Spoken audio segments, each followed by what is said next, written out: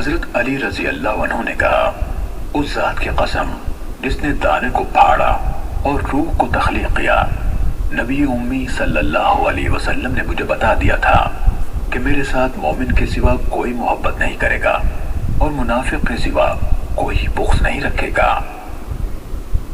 صحیح مسلم حدیث نمبر 240۔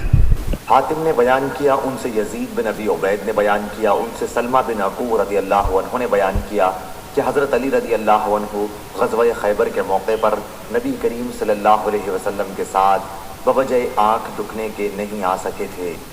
پھر انہوں نے سوچا حضور صلی اللہ علیہ وسلم کے ساتھ غزوے میں شریک نہ ہو سکوں، چنانچہ گھر سے نکلے اور آپ کے لشکر سے جا ملے۔ جب اس رات کی شام آئی جس کی صبح کو اللہ تعالیٰ نے فتح عنایت فرمائی تھی، تو آن حضرت صلی اللہ علیہ وسلم نے فرمایا، کل میں ایک ایسے شخص کو علم دوں گا، یا آپ نے یوں فرمایا کہ کل ایک ایسا شخص علم کو لے گا جس سے اللہ اور اس کے رسول صلی اللہ علیہ وسلم کو محبت ہے، یا آپ نے یہ فرمایا کہ جو اللہ اور اس کے رسول سے محبت رکھتا ہے اور اللہ تعالیٰ اس کے ہاتھ پر فتح عنایت فرمائے گا۔ اتفاق سے حضرت علی رضی اللہ عنہ آ گئے، حالانکہ ان کے آنے کی ہمیں امید نہیں تھی۔ لوگوں نے بتایا کہ یہ ہیں علی رضی اللہ عنہ۔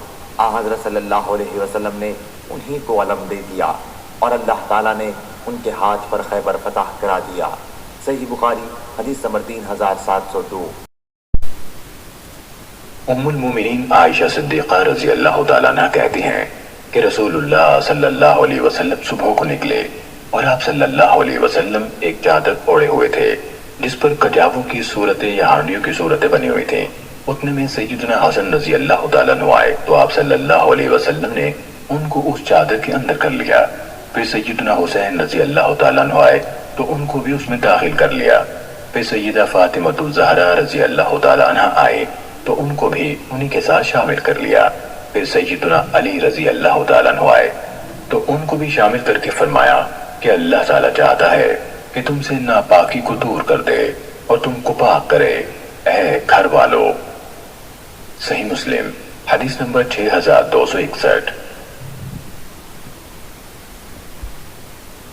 سوری نے خبر دی، کہا ہم سے جامع بن ابی راشد نے بیان کیا، کہا ہم سے ابو یعلا نے بیان کیا، ان سے محمد بن حنفیہ نے بیان کیا کہ میں نے اپنے والد علی رضی اللہ عنہ سے پوچھا کہ رسول اللہ صلی اللہ علیہ وسلم کے بعد سب سے افضل صحابی کون ہیں؟